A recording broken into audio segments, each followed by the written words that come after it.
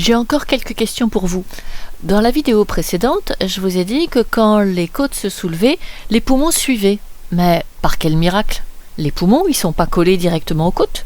Donc que vient faire la plèvre là-dedans? Comment ça fonctionne? Et puis on parle beaucoup en ce moment avec le Covid de détresse respiratoire parce qu'il y a plus d'eau dans les alvéoles. Pourquoi le fait qu'il y ait plus d'eau dans les alvéoles, ça empêche les gens de respirer au point de les épuiser totalement, comme ce qu'on voit par exemple avec des grands prématurés qui autrefois mouraient d'épuisement parce qu'ils ne pouvaient pas respirer. Pourquoi?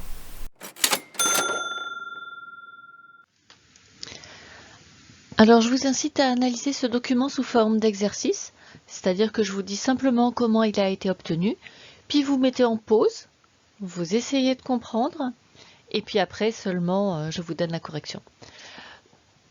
Donc tout en haut, ce que vous avez, c'est la pression dans les alvéoles, alve ici c'est pour alvéoles, moins la pression atmosphérique, donc l'écart entre la pression dans les alvéoles et la pression atmosphérique au fur et à mesure du temps. La différence étant exprimée en kilopascal. Et il y a aussi une sonde qui a été placée dans la plèvre, donc entre les deux feuillets de la plèvre. Donc vous avez ici la pression pleurale et auquel on soustrait la pression atmosphérique, donc toujours la même unité, en kilopascal, toujours au fur et à mesure du temps. Et on mesure aussi le volume d'air mobilisé. Ces trois courbes sont synchrones, donc l'échelle de temps qui est présente en bas est valable pour les trois. Et donc ce que je vous demande, c'est de regarder bien ces documents et d'essayer de relier les trois courbes afin d'expliquer la courbe du bas. Qu'est-ce qui fait que l'air rentre et sort au cours des phénomènes d'inspiration et d'expiration? Mettez en pause.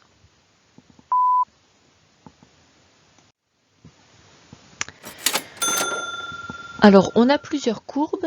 Il faut essayer de savoir là-dedans quelle est la cause, quel est l'effet. L'effet, c'est le fait que l'air entre et sort. Donc, ce qu'on observe, c'est qu'il y a une inspiration, un premier volume qui rentre, puis ce volume ressort, et puis ça se répète. Donc, on a quelque chose ici de répétitif. Il suffira d'expliquer comment se passent les 4 premières secondes pour avoir tout compris, puisqu'on a un cycle respiratoire sur ces 4 premières secondes. Commençons par la cause la plus évidente, c'est-à-dire l'écart qu'il y a entre la pression dans les alvéoles et la pression atmosphérique, puisque c'est ça qui sera le moteur de la circulation de l'air de l'extérieur vers l'intérieur. Si la pression alvéolaire est inférieure à la pression atmosphérique, puisqu'entre les deux, il n'y a que des conduits ouverts, il y aura inspiration, l'air arrivera jusqu'aux alvéoles. Alors, quand est-ce que l'on a ça? On voit que dans la phase ici notée A1 vers A2, on a effectivement une valeur négative, puisque ici nous sommes à 0. Effectivement, l'alvéole est à moins 0,1 kPa par rapport à l'atmosphère. Ça semble relativement peu, mais visiblement, c'est suffisant pour arriver à faire entrer un demi-litre d'air. Notez bien, pardon, j'ai dit un demi-litre d'air, j'y suis allé trop vite, ça fait rentrer 250 millilitres. Donc notez bien qu'il y a un décalage de phase entre la courbe cyclique de l'écart de la pression alvéolaire et atmosphérique et la courbe cyclique du volume d'air mobilisé. On constate dans la partie A2 vers A3 que cette différence de pression s'amenuise et qu'on revient à un équilibre alors qu'il y a toujours visiblement inspiration. Pourquoi continue-t-on à inspirer alors que la différence de pression se réduit? Eh bien, tant qu'il y a une différence de pression, il y a toujours un moteur.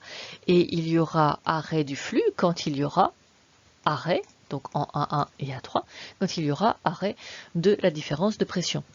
Mais alors pourquoi, alors qu'il y a inspiration, donc les côtes se soulèvent, le diaphragme descend, pourquoi est-ce qu'on ne va pas vers une augmentation continuelle de la différence de pression entre les alvéoles et la pression externe? Eh bien c'est justement parce que l'air rentre.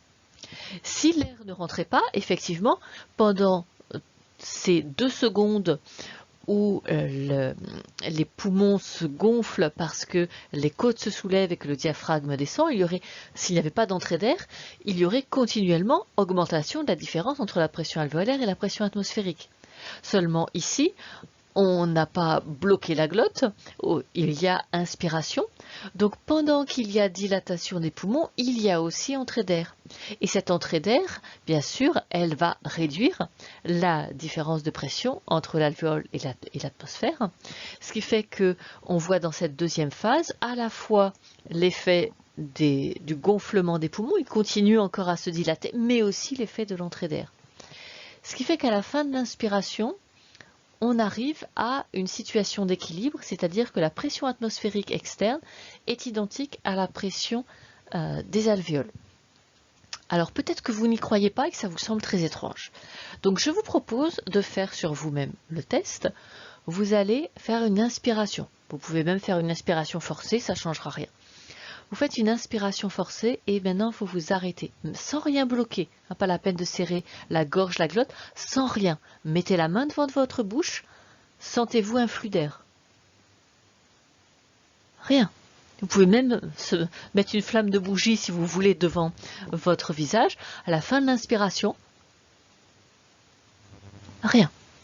Donc à la fin de l'inspiration, on a bien un équilibre entre l'intérieur et l'extérieur. Et d'ailleurs, nous allons le retrouver en A5. À la fin de l'expiration, c'est la même chose. Expirez. Ne bloquez pas à la fin. Pas de flux d'air non plus. Donc il y a un équilibre entre la pression alvéolaire et la pression atmosphérique à la fin de l'inspiration et à la fin de l'expiration. À l'expiration, qu'est-ce qui se passe? On va retrouver un peu le même phénomène.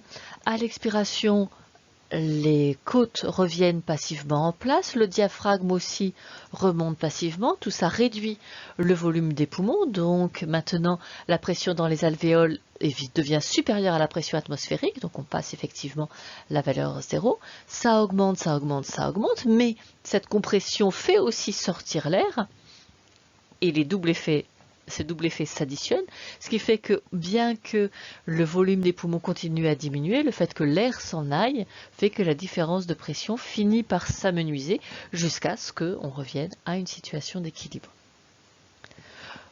Donc vous voyez, il y a quand même un petit piège auquel vous n'avez peut-être pas pensé la première fois, peut-être que ça vous a gêné, c'est de ne pas oublier que certes, les poumons se gonflent et se dégonflent, mais que l'air entre et sort et que l'air a un effet aussi sur cette différence de pression. Qu'est-ce qui fait que les poumons se gonflent ou que les poumons sont comprimés? Eh bien, bien sûr, c'est la plèvre.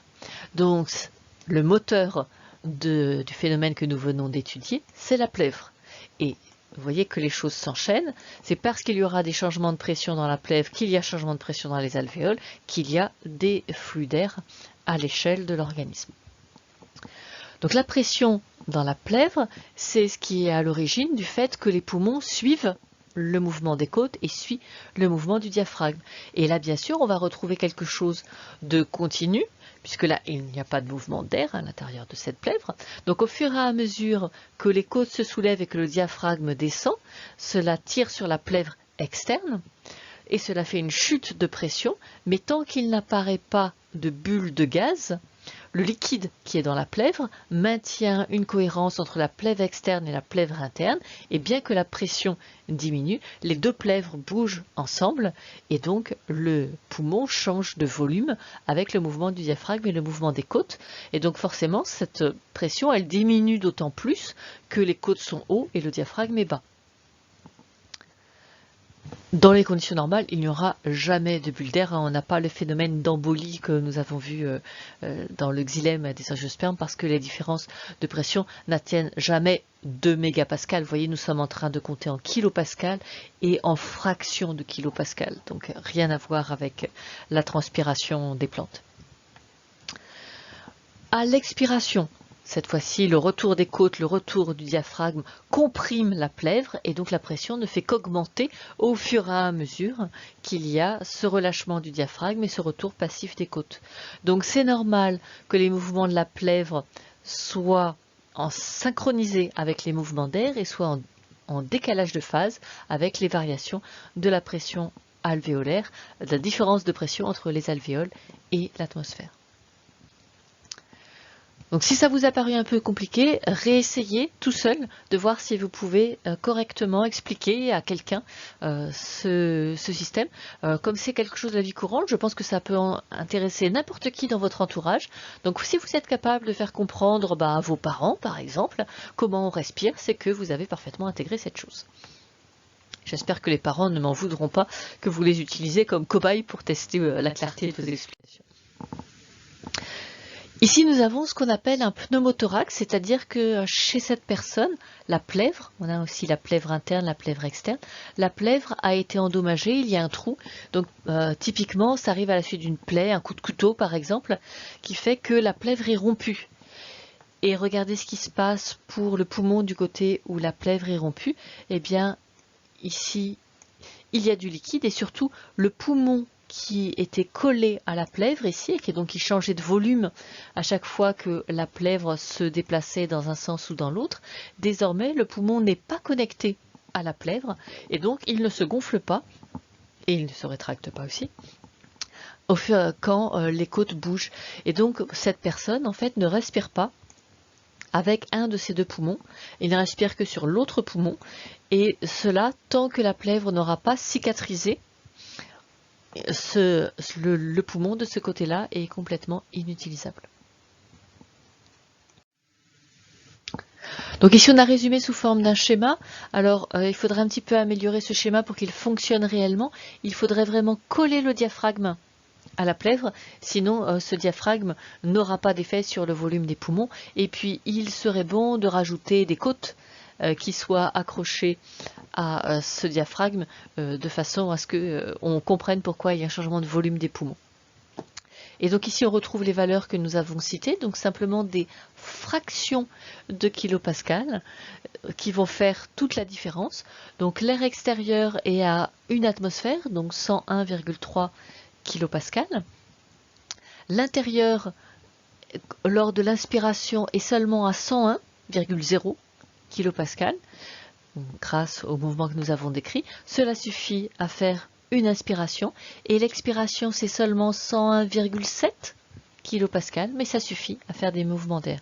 Donc vous voyez qu'ici nous sommes sur des différences de pression très faibles, 0,3 kilopascal à l'inspire, 0,4 kilopascal à l'expire, et donc une petite différence de 0,3 kilopascal suffit ici à faire de la convection parce que c'est de l'air. Évidemment, ça ne déplacerait pas d'eau, c'est parce que l'air est particulièrement peu dense et facile à mettre en mouvement que de si faibles différences de pression suffisent. Et donc là, on explique pourquoi il y a très peu de travail musculaire, peu de travail mécanique pour la respiration. C'est parce que de très faibles différences de pression suffisent à faire des flux dans un sens comme dans l'autre. Mais le fond des alvéoles est mal renouvelé, avec, on pense, au moins 30% de l'air qui n'est pas renouvelé. Mais c'est sans importance. Quand on a un air qui contient 21% d'oxygène, même si 30% n'est pas renouvelé, eh bien, il y a toujours largement suffisamment d'oxygène pour saturer l'hémoglobine, ce que nous verrons dans le chapitre ultérieur. Alors, ça peut paraître étonnant que le travail nécessaire pour dilater les poumons soit faible, alors qu'en fait, ce n'est pas une surface sèche, c'est une surface humide, et déformer les surfaces humides, ça demande normalement beaucoup de travail. Et de fait, chez les grands prématurés, le travail respiratoire les épuisait tellement que les grands prématurés décédaient de fatigue. Alors, l'un des principaux symptômes d'un Covid sévère, c'est ce qu'on appelle une détresse respiratoire. Voyons ce que c'est concrètement. En cas de signe de détresse respiratoire aiguë, on observe à ce moment-là une contraction des muscles susclaviculaires, notamment du sternocleidomastoïdien. Et à l'inspiration, on va observer une dépression de l'abdomen. C'est ce qu'on appelle le balancement thoraco-abdominal. Alors on a fini par comprendre pourquoi et maintenant on peut traiter les grands prématurés, donc ce problème a été résolu. On a découvert un un ensemble de lipides associés à des protéines, mais c'est essentiellement des lipides, qu'on appelle le surfactant. Et la présence de ce surfactant diminue le travail qui est nécessaire pour dilater les alvéoles. Alors le problème n'est pas les alvéoles, le problème est la couche d'eau à la surface des alvéoles. Donc ce surfactant, c'est 90% de lipides, et on verra que c'est vraiment les lipides qui sont importants. Il y a un petit peu de protéines, mais c'est vraiment les lipides qui sont responsables de cette propriété. Donc si vous avez une fiche rôle des lipides dans la vie des organismes, vous pouvez rajouter la respiration et le surfactant chez les animaux aériens. Alors la disposition des lipides est assez originale. Là justement on peut faire un lien structure-fonction particulièrement intéressant. On a représenté, comme d'habitude, la tête hydrophile des lipides par ici un petit rond. Je vais essayer de trouver une couleur plus marquante. Voilà. Cette partie est la partie hydrophile, donc bien sûr elle est du côté de l'eau. Et puis les queues hydrophobes qui sont du côté de l'air, puisque l'air n'est pas hydrophobe. Et donc ici vous avez une orientation très particulière qui est due au fait que les phospholipides de ce surfactant sont amphiphiles et sont en monocouche. Elles ne sont pas en bicouche comme pour les membranes des cellules. Alors ces phospholipides sont produits par des cellules. Donc ce sont des cellules de type 2, les cellules épithéliales. Les cellules épithéliales de type 1 sont les cellules qui font le revêtement. Donc ils sont allongés, qui sont aplatis, très aplatis, hein, d'où la finesse de la surface d'échange que nous avons vue dans la première partie. Donc ici c'est dessiné beaucoup trop épais.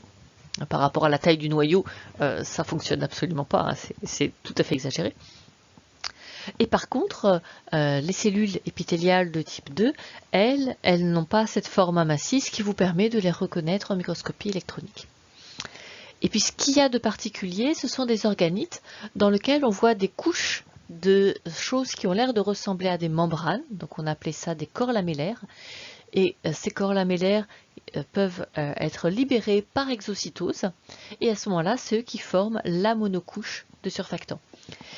Et cette couche n'est pas une couche continue, c'est-à-dire que les lipides s'intercalent entre les molécules d'eau. Pour comprendre ce que ça change, faisons une petite expérience que vous pouvez réaliser chez vous. Donc j'ai mis une épingle sur de l'eau pure et maintenant on va rajouter un petit peu d'huile pour voir ce que ça fait sur la tension superficielle de l'eau, puisque là l'aiguille tient en suspension grâce à la tension superficielle de l'eau, c'est-à-dire aux liaisons hydrogènes que font les différentes molécules d'eau entre elles. On rajoute un petit peu d'huile.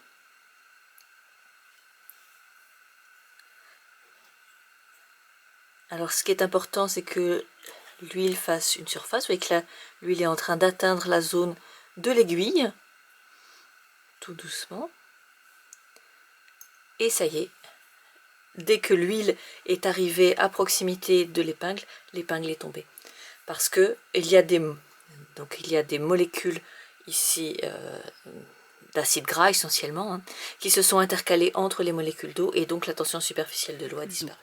Donc il faudrait, pour dessiner cette surface, il faudrait dessiner les molécules d'eau qui font des liens avec les couches amphiphiles des lipides. Donc par exemple, si nous représentons deux phospholipides du surfactant qui sont présents ici, donc avec toute une couche d'eau qui est présente là.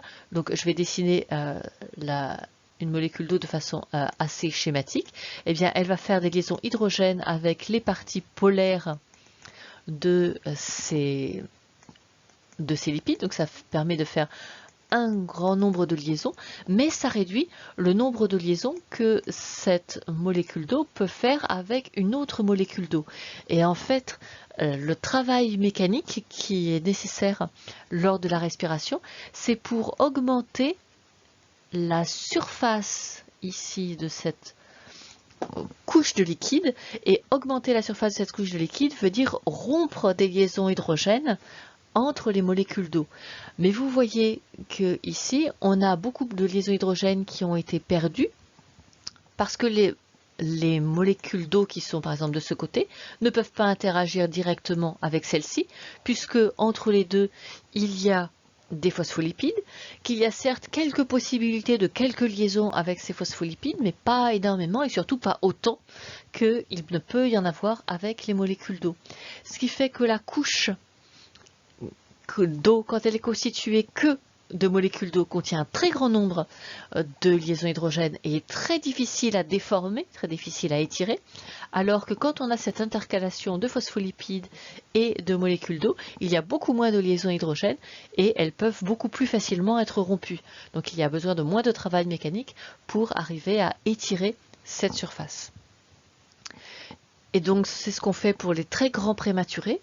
On leur envoie un aérosol contenant du surfactant de façon à ce que les phospholipides tapissent leur paroi alvéolaire et qu'ils aient moins d'efforts musculaires à faire pour respirer. Et puis bien sûr, on leur fournit un air enrichi en oxygène pour que la ventilation soit moins utile et moins fréquente. Donc une alvéole, il faut donc bien l'imaginer recouverte d'une couche d'eau, hein, c'est toujours une surface humidifiée, mais cette surface est remplie de surfactants et on a même quelque chose d'assez particulier, c'est que la quantité de surfactants dépend de la taille des alvéoles. Il y a une régulation et il n'y a pas la même quantité de surfactants dans les grandes alvéoles et dans les petites alvéoles. Or, c'est le rayon de courbure qui fait le nombre de liaisons hydrogènes qui peuvent être faites et donc la difficulté à déformer ces alvéoles. Eh bien, c'est plus difficile de déformer une petite alvéole, mais la petite alvéole reçoit beaucoup plus de surfactants qu'une grande alvéole, ce qui fait qu'il faut exactement le même travail mécanique pour déformer les deux. Et donc, on a une dilatation homogène de tout le poumon, au lieu d'avoir des déformations inégalement réparties entre les petites et les grandes alvéoles. Alors, on a déjà dit que le fond de l'alvéole n'était pas bien ventilé. Donc, c'est pour ça que par la suite, quand nous travaillerons sur l'hémoglobine, nous n'utiliserons pas la composition de l'air atmosphérique, hein, qui contient 21% d'oxygène, donc 21 kPa pour la pression partielle en oxygène. Nous considérons que le fond de l'alvéole n'est que avec une pression partielle en oxygène seulement de 13,3 kPa. Donc il ne faudra pas s'étonner de l'écart de chiffres, hein. C'est parce que au fond d'une alvéole, il n'y a pas un renouvellement parfait à cause de cette circulation bidirectionnelle, mais il y a bien la couche d'eau dans laquelle l'oxygène pourra se dissoudre et pourra ainsi traverser la surface d'échange. Donc en conclusion, en termes de ventilation aérienne, un mammifère extrait de l'oxygène et son extraction au repos est de 20% à peu près, c'est-à-dire qu'entre l'oxygène inspiré et expiré, il y a 20% d'oxygène en moins. Donc en termes de rendement, c'est pas très efficace. On verra qu'un poisson peut extraire un pourcentage plus important de l'oxygène qui est présent dans son milieu. Mais n'oublions pas qu'on est dans de l'air et que l'air contient 21% d'oxygène à moins qu'on soit à très forte altitude. Donc en quantité absolue qui est extraite, un mammifère extrait plus d'oxygène qu'une truite, donc 41 ml d'oxygène par litre d'air pour un mammifère contre 8 seulement pour la truite, parce qu'un litre d'eau contient beaucoup moins d'oxygène. Donc il faut faire attention au pourcentage. Certes, le rendement en pourcent est moins efficace, mais ça permet en quantité absolue d'extraire plus d'oxygène parce que le fluide est beaucoup plus riche en oxygène.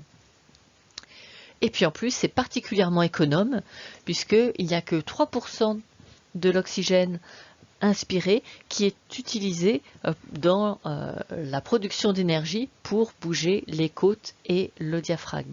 Donc la respiration de repos est particulièrement économe en milieu aérien.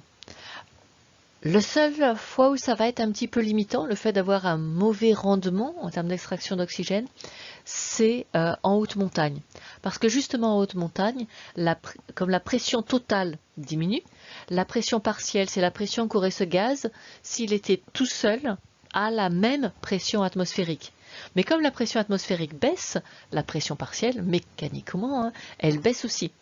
Donc on a une moins forte différence de pression partielle en oxygène entre le sang de la personne et de l'air au fur et à mesure qu'on monte en altitude.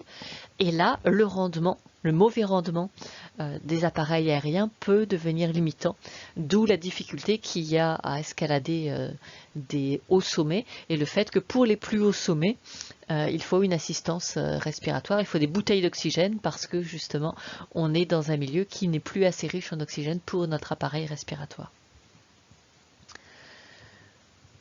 Un autre cas, c'est le cas des mammifères volants. Donc pour les chauves-souris, on pense que leur performance en termes de locomotion est limitée justement par la faiblesse de leur appareil respiratoire parce que là on a une activité locomotrice très consommatrice en oxygène et justement il ne peut pas y avoir une extraction qui est excellente. Alors nous avons un contre-exemple qui n'est pas au programme, qui est les oiseaux. En fait, il ne faut pas croire qu'il y a une fatalité, que systématiquement en milieu aérien, l'extraction a un mauvais rendement. C'est avec un appareil respiratoire de type poumon ou de type trachée que la respiration est peu efficace. Mais en fait, il existe chez les oiseaux un autre système bien plus efficace, avec un très bon rendement. Et c'est pour ça qu'il peut y avoir des oies qui volent au-dessus de l'Everest. Elle combine là les deux problèmes, une très forte activité locomotrice dans un milieu de pression partielle en oxygène très faible, et ça n'empêche pas leur migration au-dessus de l'Everest, parce que ce n'est pas le même appareil respiratoire. Si ça vous intéresse, il faut vous renseigner là-dessus, parce que ce n'est pas au programme.